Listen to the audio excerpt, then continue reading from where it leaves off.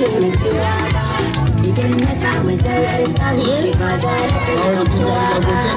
ban gama gida ba bari da waiwaya ba inda ya kan ne za na jura wa garin nisa da an taɓa ki a jira ni da wakila sai na zo na ɗaukansa jimirin jiran ki daidan ki zo na kalle cikin biyar hausa siri na rayuwa ta ke ce ki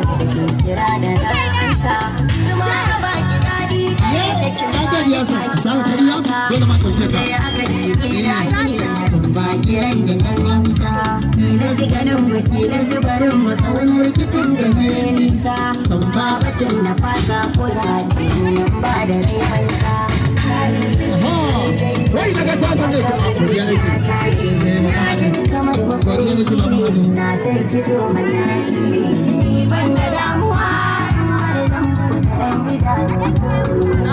ba ki tafi da ni za ta damu kai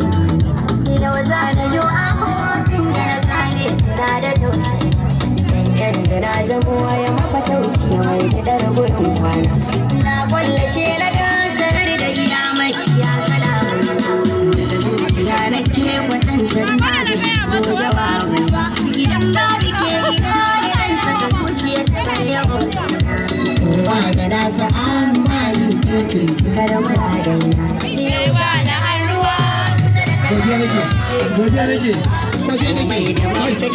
kare da ki saba kare ta kuntana na ji na gani yadda nake sani ya fi karfi na ba sana a duniya da wanda yake zuwa da ta tunani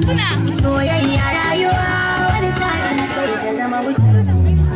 ga wanda ke cikin ranta shine juran amma fa a guri